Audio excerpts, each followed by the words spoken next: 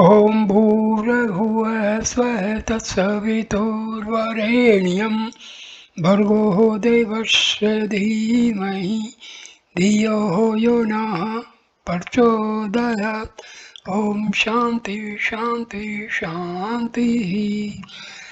Namaskar my dear friend, this is video number 5 on Panchadasi of Bharti Tirtha Vidyarnaya Swami. In this chapter, inquiry into the world of duality, Advaita Viveka Prakarana. The fourth chapter is devoted to a discriminative knowledge of the world of dualities, which is a creation of Ishvara and the Jiva. When the world is known to be a non-real superimposition, then the bonds of the Jiva will break. The fetters of the Jiva are forged by ignorance, and to remove ignorance, the cause of misery, we need the light of wisdom. Maya, the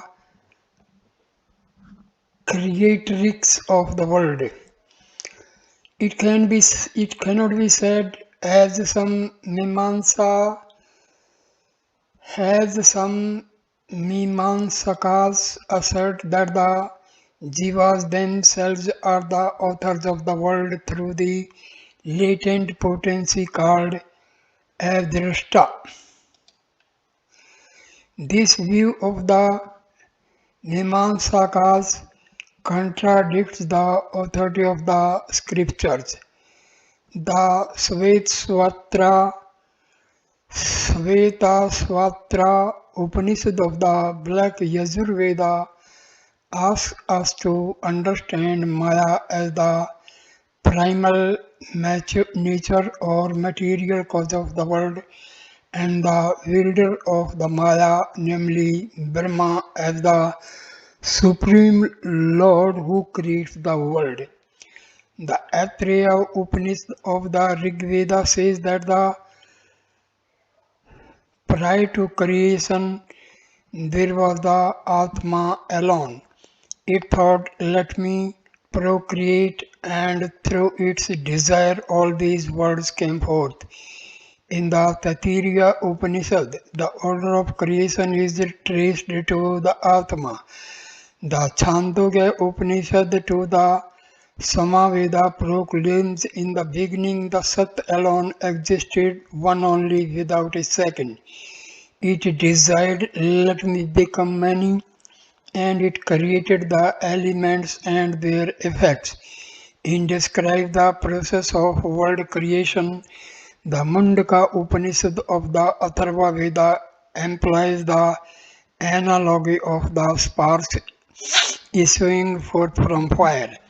As from fire sparks are born, so from the Akshara, the imperishable, are created the manifold existents, both inert and intelligent. Fire that is not fed by fuel is not conditioned by limitations, and it does not give rise to sparks.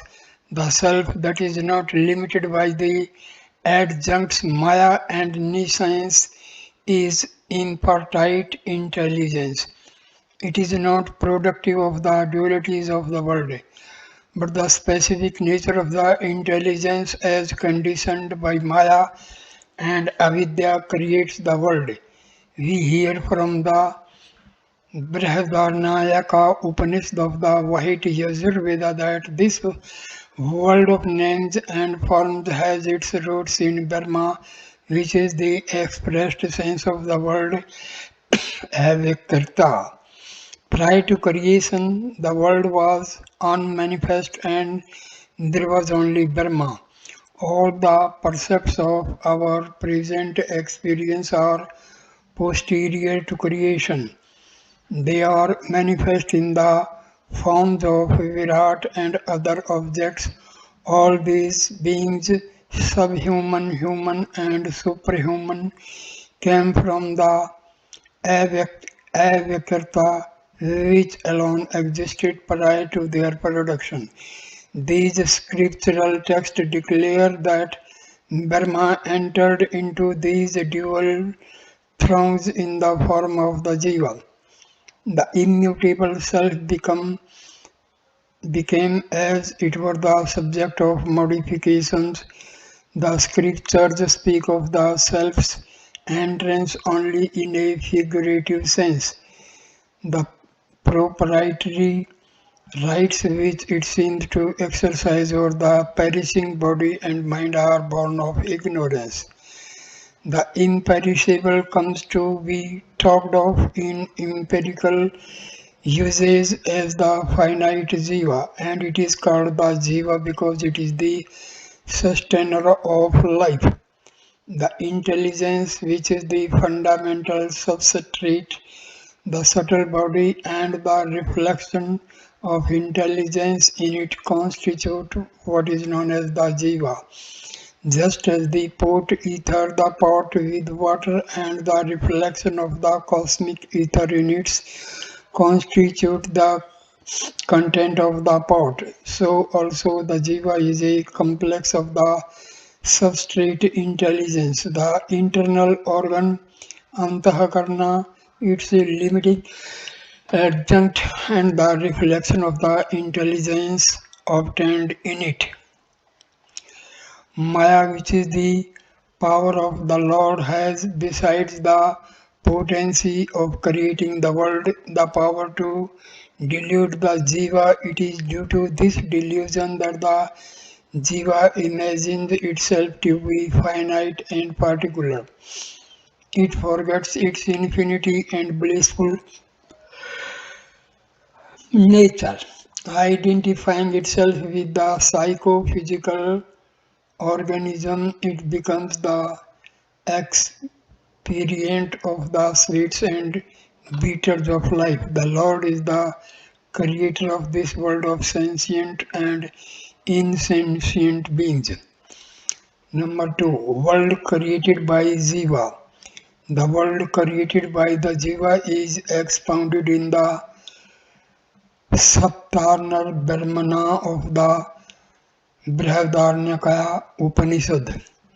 It is stated there that through knowledge and action of the Jiva brought forth the 7 ingredients of enjoyment. Those 7 are rice, etc., which form the food for man, Drishya and Purnamasa, which belong to the Devas, milk, the food for animals, mind, speech, and prana of the Jiva. These 7 ingredients are no doubt created by the Lord, for they form a part of the world of which Ishvara is the originator, sustainer, and destroyer. Though they owe their existence to the Lord, the character of their enjoyability is due to the Jiva. Ishvara is the ground of their existence. The Jiva is the subject of their experience. The world of the 7 ingredients is the offspring of Ishvara and the object of enjoyment for the Jiva. This is comparable to a damsel being the daughter of her father and the wife of her husband. The desire of the Lord in the form of function of Maya is instrumental in the production of the world. The desire of the Jiva in the form of a mental mood is the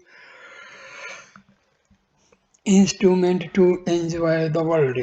It cannot be asserted that the enjoyability of an object is inherent in its existence and that therefore the agency of the Jiva is not intelligible.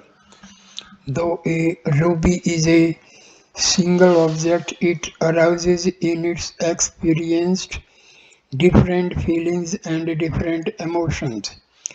These differences in experiencing the same object are due to the different modes of the mind. One person obtaining the ruby is overjoyed, another not obtaining it gets angry.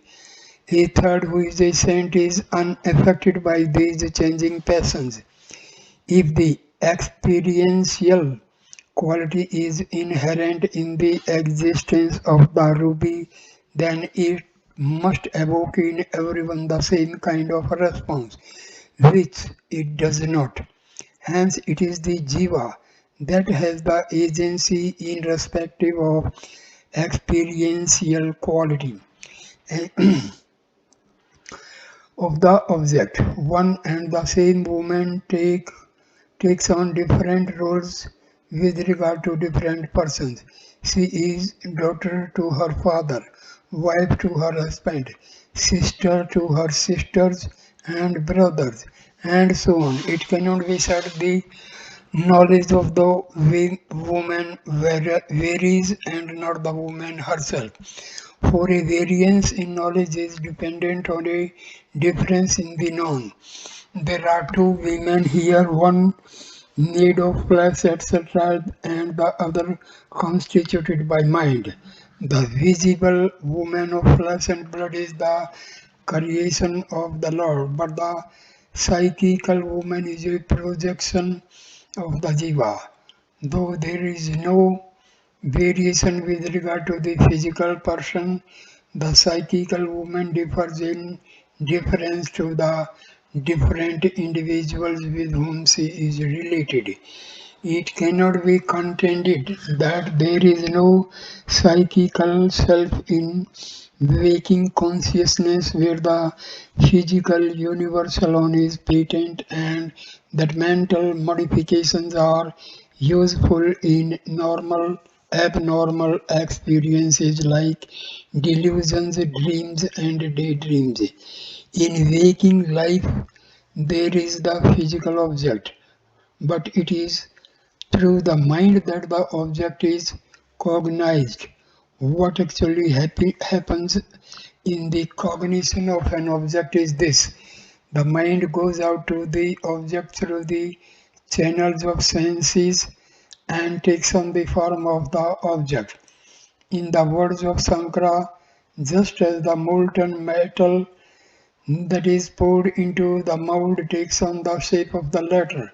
The mind that pervades or grasps an object with form assumes the form of the object, or even as the light of the sun takes on the shape of the object which it illumines, the intellect that manifests all objects assume the form of the object which it reveals.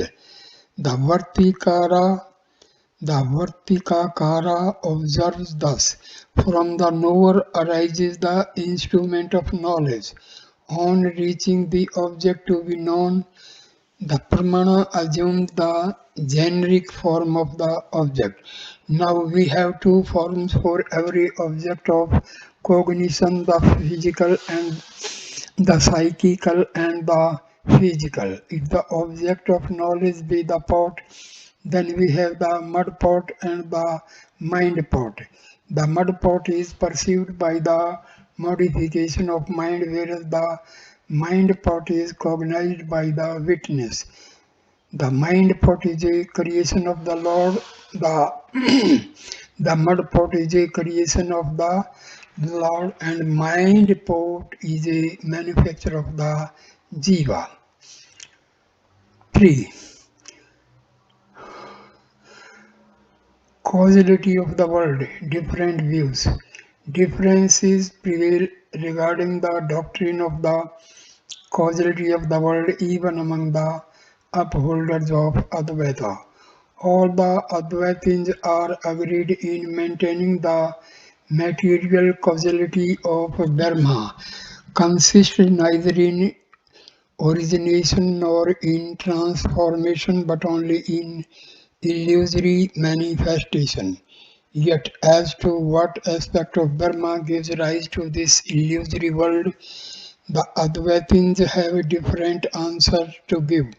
Some followers of the Sanksepa Priraka that the pure Brahma alone is the material cause of the world. The author of the Vivarna holds that the material cause is only that aspect of Brahma which is Isvara as qualified by omniscience etc. and associated with Maya. There are some who assert that the Jiva alone is the material cause. Isvara, the subjective world, and the objective universe are all the objects of the creation. To some Vedantins, Brahma is the material cause of the entire empirical world, but the Jiva is the cause of the fictitious world of dreams. Some who maintain the identity of Maya and Avidya propound the theory that God is the material cause of the objective world and the Jiva of the subtle subjective world. Others who hold that Maya and Avidya are not identical say that the Lord is the cause of the macrocosmic objective world, while the Jiva is the cause of the microcosmic subjective world, mind, etc. Since the universe of ether, etc., is a transformation of Maya located in the Lord, in respect of that, the Lord is the material cause. Since, however, the internal organ, etc., are products of the subtle elements produced by the Jiva's nescience in conjunction with the gross elements, which are the evolutes of the Maya located in the Lord. In respect of them, there is material causality of both the Jiva and the Lord. Brahma Tirtha Vidyarnaya seems to uphold the last mentioned view. According to him, Isvara and the Jiva are the joint creators of the world. But there is this difference.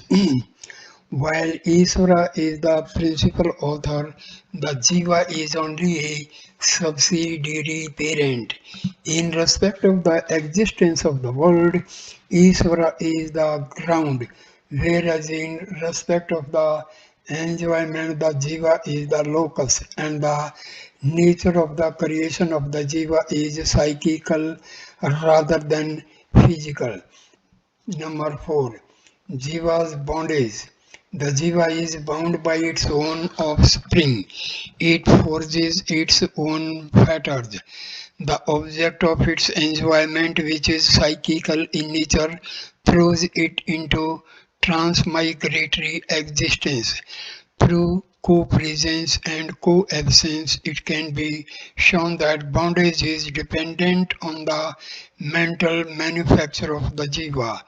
The polarities of life like gaiety and grief stand or fall with the created world of the jiva.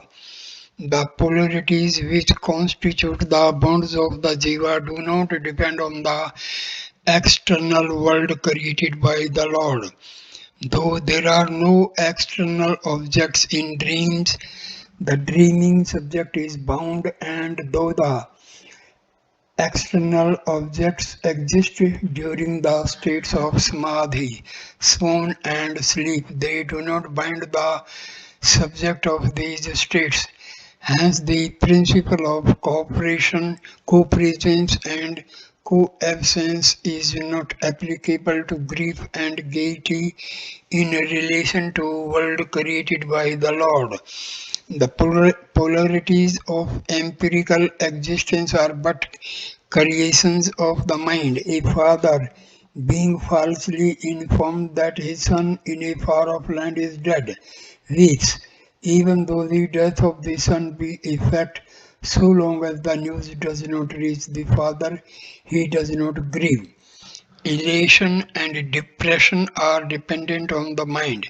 They do not really rest on external facts. It is the mental world created by the jiva that binds it. It is the mind that makes a hell of heaven and a heaven of hell.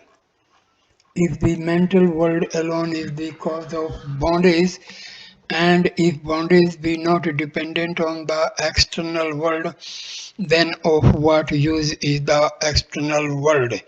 The jiva has to do with its own world of mind.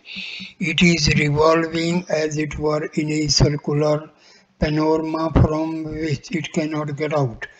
What the jiva is conscious of is only its mind and the modification thereof. Is this not subjectivism akin to that of the Buddhist Vidyarnaya? Is not Advaita then Buddhism in disguise and its author crypto-Buddhist? These fears are not well founded. Advaita is not subjectivism, though the immediate sense of bondage is the mental world. The cause of the world of mind is the external world. So far as the empirical level of existence is concerned, the Advaitin is a realist in the sense that he posits the existence of the external or extra mental world as the source and substance of the world of mind. In fact, even mind, according to Advaitin, is material and a superfine and subtle product of the five elements. Even accepting the argument of the opponent that the existence of external subjects is futile, the Advaitin can defend his position against the charge of subjectivism. To say that the external objects are useless is not equivalent to the negation of their existence. The criterion of reality is not pragmatic. Utility is not the test of truth. It is well known fact that the avenues of cognition do not have usefulness as their end, while the subjectivity denies the while the subjectivists deny the external objects altogether. The Advaitin accepts their relative existence, although he may or may not agree to the statement that they are futile. Fifth, knowledge the means to release. Now it has been said that bondage is born of mind. If the fetters be more creations of the mind, then may not the control of mind as laid down by the yoga system bring about release? Why then should Dharma knowledge be declared to be the means to liberation? The Advaitin replies that the yogic control of mind cannot yield lasting release. The tail of the dog looks straight so long as it is held straight, but as soon as it is let off, it assumes its natural curl. The attempt to achieve release through the method of yoga is analogous to the above example. Final liberation is not the fruit of mind control. It can be achieved only by Brahma knowledge. The essence of Vedantic teaching is that the cognition of Brahma is the only direct means to the realization of ultimate release. The Upanishads declare, knowing the divine, he is released from all bonds. Knowing the blissful, he reaches perfect peace. To free oneself from pain without the cognition of Brahma is as difficult as to roll the sky as a sheet of skin. It is possible for the followers of Advaita to know the non-dual Brahma by realizing the non-reality of the world created by the Lord. Although the dualities of that world be not destroyed, as the rays of the sun are not different from the sun itself, as the appearance of the snake in the place of the rope has no other substrate than the rope. The world created by the Lord has no other ground than Brahma. Like the snake, it is an appearance and is not real. Knowing in this manner the apparent nature of the world, the Advaita realizes the absolute. The presence or the absence of the world does not affect the knowledge of Brahma or the absence thereof. It is not the existence of the world that is the cause of ignorance and misery, so much as the belief that it is real. If the non-manifestation of the world be the cause of Brahma knowledge, then all beings at the Parlaya and individuals during sleep must be realizing the bliss of Brahman, but they do not get rid of nescience and become blessed with the vision of the Absolute, because they do not possess the light of the wisdom got from the preceptor and from the sacred Lord. Further, it is improper to be cross with the world created by the Lord, for instead of being an obstacle to the realization of the truth, it is an aid to it. Just as the existence of the pot does no way affect the knowledge of its clay, clayishness, so also the world manifest by the Lord does not stand in the way of realizing that it has no reality apart from Brahma. On the contrary, the perceptor and the scripture, who form a part of the created universe, are valuable aids to the perception of the world. Twofoldness of sixth, twofoldness of duality created by Jiva. The duality created by the Jiva are twofold, those that are prescribed by scripture and those that are prohibited by it. Those that are enjoined by scripture ought not to be relinquished till the onset of wisdom.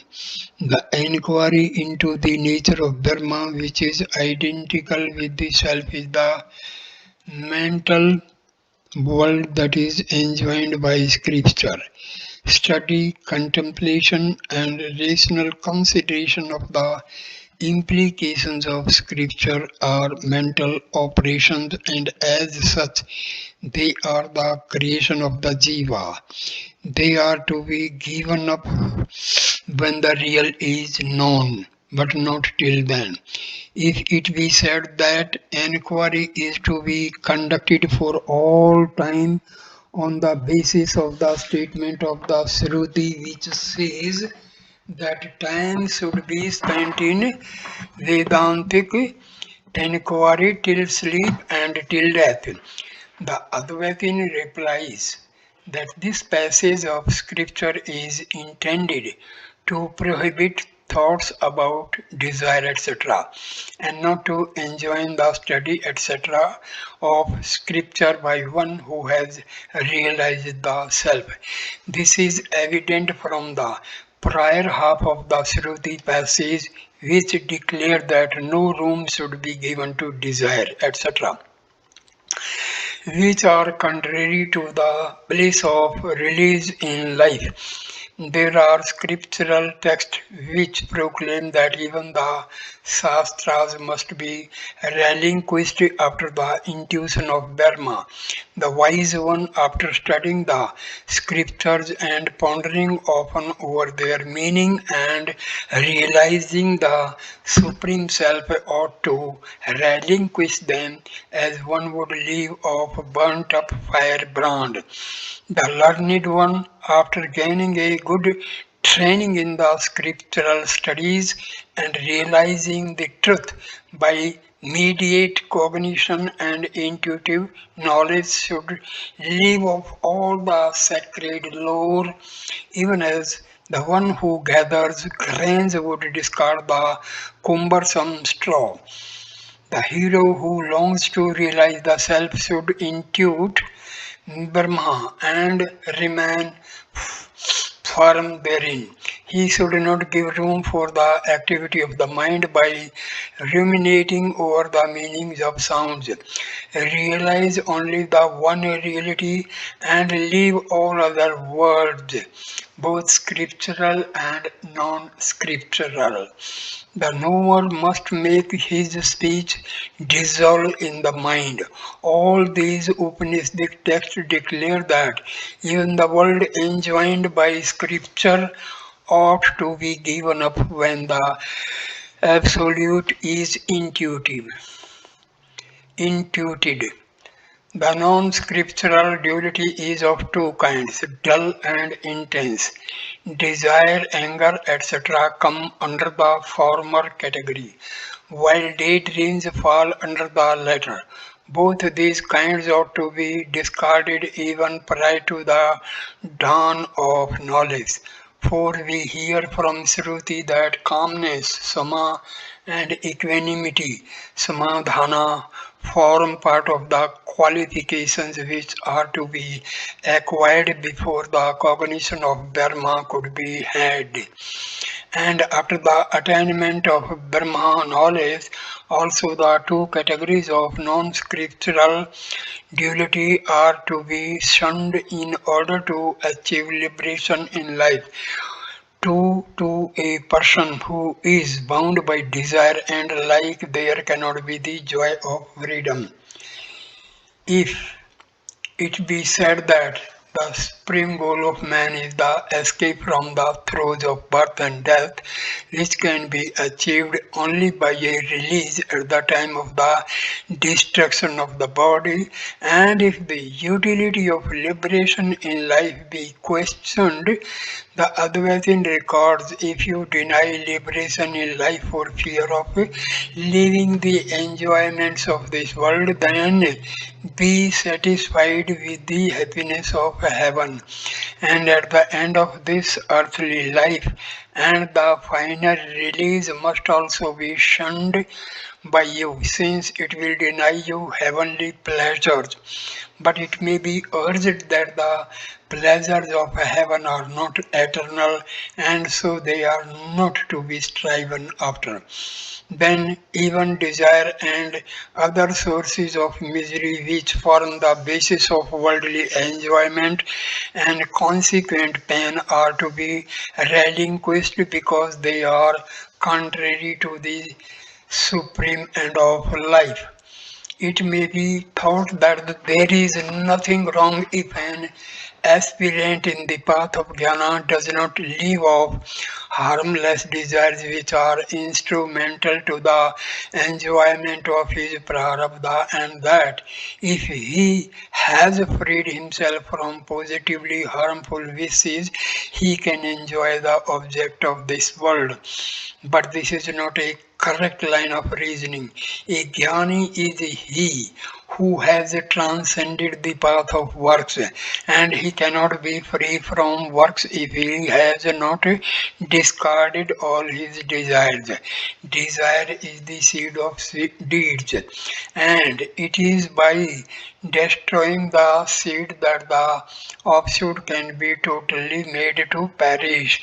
If a person has not renounced all desires, even after knowing the truth, then he will land himself in a life of chaos, fraught with the danger of degradation and death. He would descend to the animal level, living a life of instincts and impulses. If the jnani were to be led by the lure of his instincts, then as Sureswara says, there would be no distinction between him and the dog which lives upon field. Prior to knowledge, he had to experience only his mental worries. But now, after acquiring knowledge, or if he has not renounced his desires, he has to put up with the chiding of the people.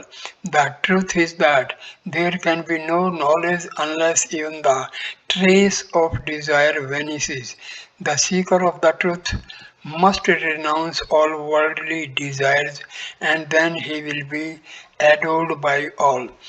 The way to renounce desire is to refrain from longing for the worldly objects.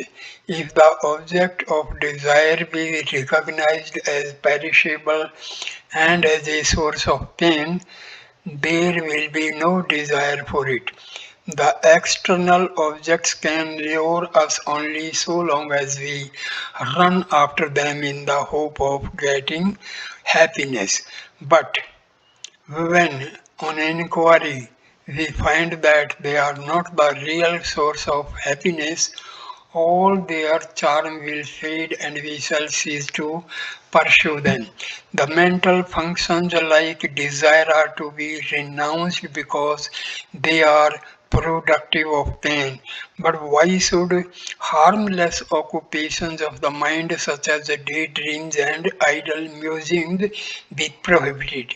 It is true that the latter kind of mental operations is not directly the source of misery, but it is nevertheless the root of pain since it is the cause of desire and other defects. Sri Krishna says in the Gita, attachment to objects is formed in a man who constantly thinks of them. From attachment springs longing, and from longing anger grows. 7. Stillness of mind. It is possible to still the idle musings of the mind by nirvikalpa samadhi, and the latter is easy of accomplishment through savikalpa samadhi. This is the yoga method of quietening the mind.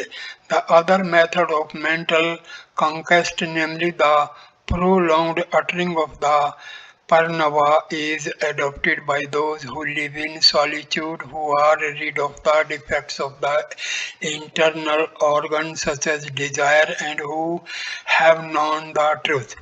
When by these methods the tendencies of the mind are conquered, there will reign the stillness of silence, the joy of peace. Says Vasishtha described this state of supreme felicity to Rama thus: by the knowledge that there is no external object to be cognized, if the mind be emptied of all modes, then there is attained the highest freedom and unsurpassable bliss. The scriptures have been sufficiently studied and their implications have been understood by people through discussions and instructions. But the highest abode is not reached except through the state of serenity which is without even a trace of mental tendencies. There may arise sometimes due to prarabdha even in the mind, which has been rendered quite tendencies to modification. But these get curbed by themselves since there is the force of prior practice and spiritual perfection. The person who has conquered the projecting tendencies of the mind and who has intuited the self is declared to be identical with Brahma by those who know the truth. As says Vasishtha puts it, he who has realized his inner nature to be pure intelligence, leaving off both knowledge and non-knowledge, is himself a Brahma and not a knower of a Brahma. This supreme state of liberation in life is attained by excluding the mental fabrication of the jiva, which is the source of pain. In this manner, the present chapter has achieved its purpose by discriminating the world created by the jiva from that manifested by the Lord, and by declaring that the former alone binds the jiva and screens his vision from ultimate truth. So I end this video here. The next video number 7 will start with chapter 5, Inquiry into the Major Text. Thank you for watching this video. Please like, comment and share the video and subscribe the channel. Thanks a lot. Namaskar my dear friends.